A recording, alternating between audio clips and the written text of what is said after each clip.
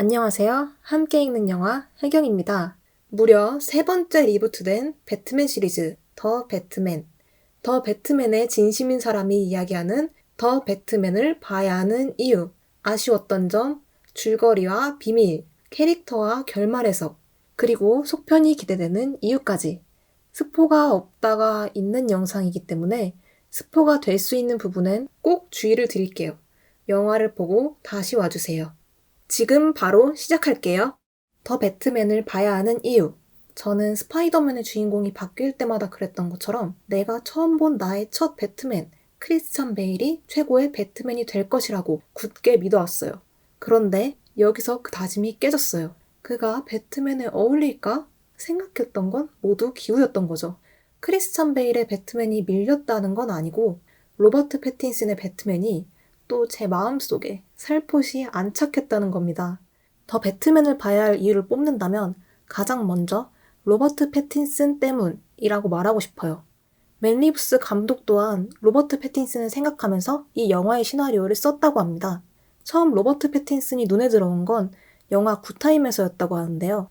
굿타임에서 그는 항상 쫓기고 지쳐있는 불안해하는 주인공 코니를 연기합니다. 더 배트맨이 공개되기 전엔 몰랐는데 코니랑 브루스 웨인의 분위기가 약간 닮은 것 같기도 하고 아무튼 감독님이 로버트 패틴슨을 생각하면서 쓴 만큼 영화 속 브루스 웨인과 그는 정말 찰떡같이 잘 어울립니다. 두 번째 이유. 새로운 배트맨, 인간적인 배트맨, 코믹스와 가장 비슷한 배트맨을 보고 싶다면 더 배트맨을 보세요. 이 영화는 역대 배트맨 시리즈 중에서 가장 어둡고 진중한 분위기를 갖고 있어요. 배트맨은 초췌하고 지쳐 있으며 그래서인지 모르겠지만 예상외로 부드러운 목소리를 들려줘요. 영화에 나오는 고담 씬은 그 어느 때보다 눅눅하고 어둡게 표현되며 전체적인 분위기는 히어로물보다는 추리, 느와르물에 가까워요. 많은 코믹스의 팬들이 말하는 가장 배트맨다운 설정이죠. 히어로와 사립탐정의 면모를 적절하게 섞은 배트맨, 이번에 볼 수 있습니다. 그리고 세 번째, 이 영화는 영화관에서 봐야 하는 이유가 또 따로 있습니다. 더 배트맨은 지금껏 보아온 배트맨 시리즈 중에서 개인적으로는 가장 박력이 넘치는 영화라고 생각해요. 위험이 느껴지는 배트맨의 발걸음, 어둠과 대비되는 강렬한 붉은색, 속도감을 제대로 담은 역대급 카체이싱 장면, 명암과 가까운 거리에서 오는 타격감을 제대로 활용한 액션씬까지. 분명 액션이 주가 되는 영화는 아닌데 개인적으로 저는 이 영화의 액션씬들이 대부분 마음에 들었어요. 여러 도구를 사용하는 게 아닌 맨몸으로 부딪히는 배트맨의 살짝 서툰 모습도 좋았고요. 또 보신 분들이라면 공감하실지도 모르겠지만 이 영화를 보고 오면 폴 다노가 노래한 아리아랑 웅장한 OST가 계속 맴돌거든요. 이 음악들을 화면에 담긴 박력을 영화관에서 그것도 이왕이면 좋은 상영관에서 꼭 느껴보셨으면 좋겠어요. 또 화면이 어두운 편이기 때문에 화면 안에 담긴 디테일들을 자세히 보고 싶다면 영화관에서 관람하시길 추천해요. 아쉬웠던 점은 배트맨을 처음 접하거나 아주 오랜만에 접하는 관객들에겐 살짝 불친절한 영화처럼 느껴질 수도 있다는 것입니다. 더 배트맨은 브루스 웨인이 배트맨으로 활동한 지 2년이 지난 시점부터 시작됩니다. 그래서 배트맨이 왜 복수를 한다고 말하는지, 배트맨 옆에 있는 사람은 누구인지, 또 어떤 사이인지, 그 당시의 상황은 어떠한지, 빌런들이 가진 배경은 무엇인지 제대로 설명해주지 않아요. 영화의 후반부에서 어느 정도 풀어지긴 하는데 아무것도 모르고 간다면 살짝 헷갈릴 수도 있을 것 같아요. 더 배트맨을 보기 전 배트맨 이전 시리즈에서 딱 하나만 보고 간다면 놀란 감독의 배트맨 비긴즈를 추천드리고요. 그마저도 귀찮으신 분들을 위해 기본 설정은 이전 영상에 담아놨으니까요. 아예 초면이다 하시는 분들은 먼저 보고 오시길 추천드려요. 두 번째로 아쉬웠던 점은 이와 이어지는 얘긴데 영화의 길이가 좀 길어요. 저는 잘 몰입해서 보긴 했거든요. 근데 너무 길다고 느끼는 분들도 많더라고요. 배트맨과 빌런들에 대한 설명은 최소화됐는데 수수께끼를 푸는 과정, 헤드먼의 등장 등 약간 루즈하게 느껴지는 부분들이 있어요. 한 20분 정도만 러닝타임을 줄였어도 나쁘지 않았겠다 하는 아쉬움이 있었습니다. 자, 그리고 이젠 영화의 줄거리에 대한 이야기를 해볼게요. 순서는 영화 흐름순이 아닌 세계관 내의 타임라인을 기준으로 합니다. 줄거리부터는 약간의 스포가 포함되어 있습니다. 이야기는 20년 전 브루스 웨인의 아버지 토머스가 시장으로 출마했을 때부터 시작됩니다. 토머스는 고담을 일으키기 위해 시장 당선 여부에 상관없이 거액의 돈을 기부하겠다고 말합니다. 사람들은 토머스의 재개발 약속에 희망을 얻고 또 그를 지지합니다. 선거 활동이 원활하게 흘러가던 중 문제가 하나 발생하는데요. 그건 바로 아내 마사의 집안 아캄가의 비밀이 밝혀진 겁니다. 웨인과 아캄은 고담을 대표하는 가문인데요. 아캄가는 대대적으로 정신질환을 앓고 있어요. 마사 또한 정신질환을 겪은 과거가 있고요. 마사의 어머니는 남편을 살해하고 자살했으며 아캄가는 그것을 돈으로 무마합니다. 하지만 한 기자가 그 사실을 파헤치게 되고 아내를 지키고 싶었던 토머스는 마피아 팔코네에게 기자의 입단속을 부탁합니다. 여기서 토머스와 팔코네의 인연은 더 오래전으로 거슬러가 토머스가 팔코네의 총상을 치료해주면서 시작됩니다. 토머스의 부탁을 받은 팔코네는 기자를 죽입니다. 그 사실을 알게 된 토머스는 자수를 결심하지만 자수를 마음먹은 날 밤 강도의 총에 죽게 됩니다. 토머스가 죽은 후 그가 기부한 기금은 검은 돈이 되어 고담시 시민들이 아닌 악당들 손에 넘어가게 됩니다. 고위직들과 마피아들은 그 돈을 두고 싸움을 벌이고 팔코네는 자신의 경쟁 상대였던 다른 마피아 마로니를 경찰에 팔아 넘깁니다. 팔코네의 도움을 받은 미첼은 마약 소탕 작전 성공을 빌미로 고담시의 시장이 되는데 성공합니다. 그리고 꽤 오랜 시간 재임을 반복하죠. 팔코네는 뒤에서 시장을 조종하고 고위직을 모두 자신과 연이 닿아 있는 사람으로 구성하며 사실상 고담을 지배하는 실세가 됩니다. 돈이 이상한 곳에서 돌고 있는 동안 도시는 점점 무너집니다. 토머스가 약속했던 재개발은 전혀 이루어지지 않았고 웨인가에 있던 고아 원의 환경은 점점 나빠집니다. 리들러는 그 안에서 자란 아이 중 한 명이고요. 토머스의 연설 무대에 함께 올랐던 어린 리들러는 토머스가 지키지도 못할 약속을 했고 그의 돈이 도시에 더 큰 혼란을 가져왔다고 생각하며 도시의 악당들과 그의 아들인 브루스 웨인에게 복수를 다짐합니다. 이렇게 이번 영화의 빌런인 리들러가 등장하게 되고 배트맨은 리들러의 수수께끼를 따라 진실을 알게 되는 거죠. 캐릭터 해석, 배트맨. 더 배트맨의 브루스 웨인은 브루스 웨인으로서의 삶보다는 배트맨의 삶에 집중하고 있는 인물로 보입니다. 이 사진들은 회사 일에 관여하지 않는 브루스의 자리를 노리고 있으나 그는 회사보다 배트맨으로서 활동하는 게 가족의 유산이라고 말합니다. 그가 배트맨의 삶에 집착하는 이유는 사실 히어로로서의 영웅감 때문이 아닌 브루스 웨인을 잊고 싶어서가 아닐까 싶어요. 로버트 패틴슨은 자신이 생각한 배트맨을 브루스 웨인이 아닌 배트맨이 되고 싶어하는 사람, 그는 그날 밤 부모님이 죽던 날로 돌아가고 싶어하는 것 같다고 표현했는데요. 딱 그의 말대로 브루스는 부모님을 잃었던 그날 밤에 머물러 있으며 그때 잡지 못했던 강도를 대신해 고담시에 넘치는 악당들을 찾아 복수하고 있는 겁니다. 복수심만으로 움직이기 때문인지 더 배트맨의 브루스는 유난히 힘들고 지쳐 보여요. 눈 아래 흘러내린 검은 눈화장은 그의 초췌함을 더해주죠.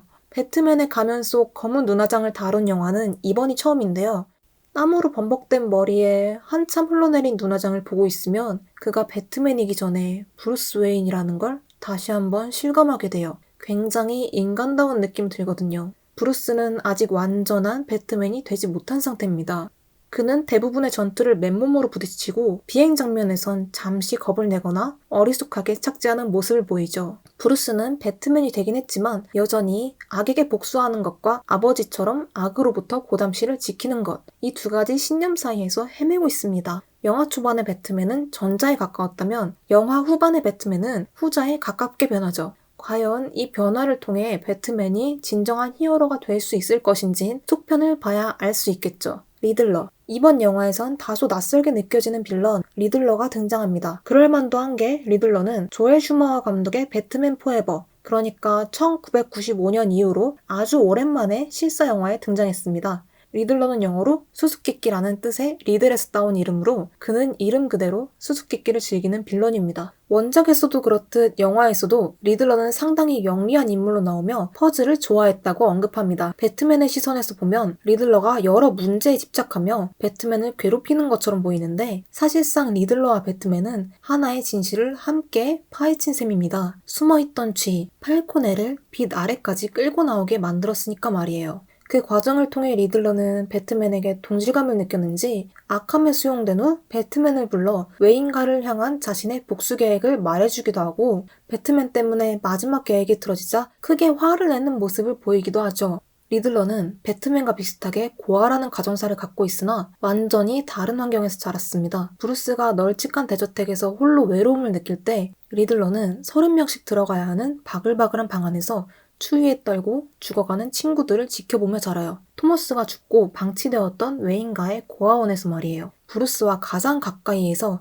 대저택에 사는 아이이자 가장 빈곤하게 자라온 그의 복수심이 어느 정도 이해가 가기도 해요. 두 사이의 환경 차이가 확 와닿았던 장면은 바로 자백, 카펫글에 얽힌 문제를 풀 때입니다. 브루스는 리들러의 카펫글을 그저 범행에 사용된 무기라고 생각하고 리들러는 배트맨이 카펫글의 용도를 알고 바닥을 드러내 자신의 계획을 발견해주길 바라요. 이런 도구를 손에 쥘 일이 전혀 없어서인지 브루스는 유일하게 이 힌트만은 스스로 풀어내지 못하고요. 리들러라는 캐릭터는 배트맨과 대립하는 빌런이기도 하지만 고담시에서 가장 크게 고통받았던 약자들을 대표하는 인물이기도 합니다. 영화에선 리들러의 범죄를 심판이라고 여기며 그를 추종하는 사람들과 부패한 고위직들을 욕하는 사람들, 약에 빠진 사람들 등 분노와 고통을 안고 살아가는 시민들이 많이 나옵니다. 그들은 리들러의 추종자가 되어 같은 코스튬을 입고 총을 들고 부패한 도시를 끝장내겠다는 목표를 공유해요. 사실 리들러는 여러 명인 거죠. 리들러가 체포될 때 2개의 신분증과 함께 경찰들이 이 중에 누구냐? 라고 묻는 대사가 있는데 이건 리들러가 여러 사람임을 뜻하는 게 아닐까 싶어요. 배트맨과 리들러 두 캐릭터는 똑같이 얼굴을 가리는 가면을 쓰고 있지만 자라온 환경과 목표를 향해 걸어가는 방법이 확연히 다릅니다. 둘 다 정의를 되살리자라는 궁극적인 목표는 같으나 그 방법이 너무 극과 극이어서 히어로와 빌런의 위치에 놓이게 된 거죠. 캣우먼. 시리즈를 막론하고 배트맨의 가장 큰 서포터가 되어주는 캐릭터 캣우먼. 더 배트맨 속 캣우먼은 배트맨처럼 복수심을 원동력으로 움직이는 인물입니다. 어머니의 죽음과 복지사들에게 끌려가는 자신을 모르는 척한 아버지 팔코네에 대한 오래된 복수심, 함께 살고 있던 친구이자 연인 아니카를 죽게 만든 팔코네에 대한 또 다른 복수심으로요. 본인도 상처를 많이 받아서인지 불쌍한 것들을 보면 지나칠 수 없다고 말하던 셀리나는 역시나 지쳐있는 브루스의 마음을 단박에 알아챕니다. 경찰들이 배트맨 가면 뒤에 있는 사람의 정체를 궁금해할 때 셀리나는 가면 아래 무엇을 숨겼냐고 혹시 흉터라도 있는 거냐고 물어요. 그의 질문은 단순한 얼굴 위 흉터의 유무를 묻는 것처럼 느껴지진 않습니다. 닮은 듯 닮지 않은 두 사람은 결국 다른 길로 향하게 되지만 셀리나도 변화를 겪고 차후에 다시 만날 수도 있지 않을까? 혼자 생각해보기도 했어요. 사실 확률은 거의 없을 것 같지만 셀리나의 캐릭터가 정말 매력적이어서 그냥 질척이고 싶었어요. 추가적으로 캣우먼의 설정에서 가장 새로웠던 부분은 그를 양성애자로 설정했다는 점인데요. 캣우먼을 연기한 배우 조 크라비츠는 그를 양성애자라 생각하고 연기했다고 언급했고 영화를 보면 그가 아니카를 베이비라는 애칭으로 부르는 것을 볼 수 있습니다. 알프레드, 웨인가의 집사 알프레드. 다크나이트를 관람한 후에 봐서 그런지 영화 초반부에는 알프레드와 브루스의 관계가 다소 아쉽게 느껴지기도 했어요. 브루스가 알프레드에게 내 아버지도 아니면서 라는 말을 한다거나 아버지의 커프스를 건네준 알프레드에게 알프레드도 웨인가 가족이냐 하고 묻는 장면을 보면서 이 둘의 사이가 원래 이 정도였나 싶었거든요. 배트맨으로 활동한 지 2년 차라는 영화의 타임라인을 잠시 잊고 있었기 때문에 초반엔 다소 아쉬운 부분이 있었어요. 하지만 영화의 후반부에 들어서 브루스가 알프레드는 잃고 싶지 않은 소중한 인연이었다는 걸 깨닫고 결국 알프레드가 그의 각성에 한몫을 하게 된 걸 보면 앞으로 이어질 속편에선 더 깊어진 두 사람의 모습을 볼 수 있지 않을까 기대하고 있습니다.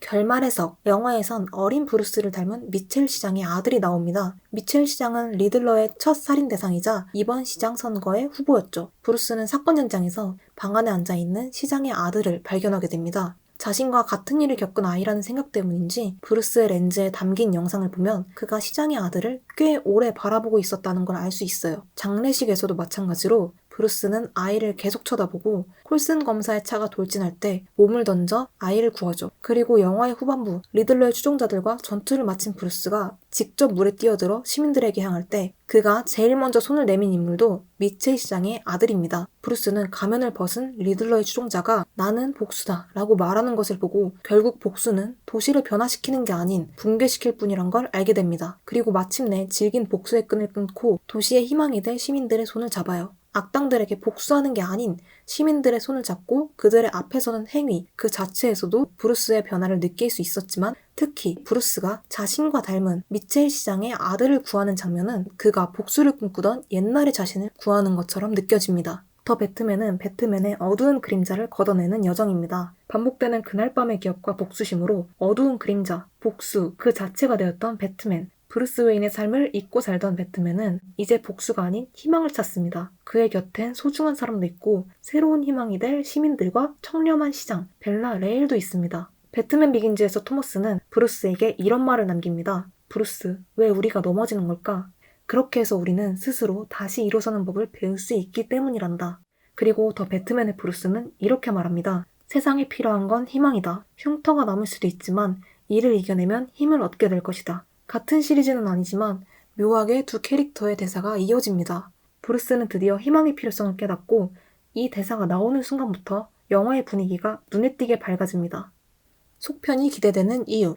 들리는 이야기로는 로버트 패틴슨이 워너와 3편의 계약을 맺었다고 합니다. 놀란 감독의 시리즈처럼 더 배트맨 또한 3부작이 될 수도 있다는 이야기죠. 속편은 5년 내에 라는 말을 들어서 벌써부터 현기증이 나지만 이 영화의 속편을 기대하지 않을 수가 없잖아요. 복수 대신에 희망을 찾은 브루스 웨인의 변화가 궁금하기도 하지만 이 시리즈의 더 큰 기대 포인트는 빌런들이 있습니다. 영화의 마지막 리들러와 함께 이야기를 나눴던 신원 미상의 감옥 동료, 거의 조커로 확정된 베리 케어간의 등장이 정말 기대되는데요. 그가 이 영화에 캐스팅되었다는 소식에 조커로 나오는 건 아닐까? 은근 기대하긴 했는데 그 기대가 실제가 되었습니다. 엔딩 크레딧엔 정확하게 적혀있지 않았지만 누가 들어도 조커 같은 웃음소리와 얼핏 보이는 입, 코믹스에 나온 조커와 비슷한 헤어스타일까지 이 편에선 배트맨의 영원한 숙적, 조커를 만날 수 있을 것 같습니다. 거기에 이번 영화에서 엄청난 포스를 보여준 리들러, 폴 다노와 함께 나오게 된다면 시너지 효과가 엄청나지 않을까 기대됩니다. 언제 나올진 모르겠지만 저는 그때까지 무조건 버틸 겁니다. 자, 오늘 영상은 여기까지고요. 추가적으로 추천드리고 싶은 건 베리 케어간의 킬링 디어 꼭 봐주세요. 무조건 조커를 기대하게 될 거예요.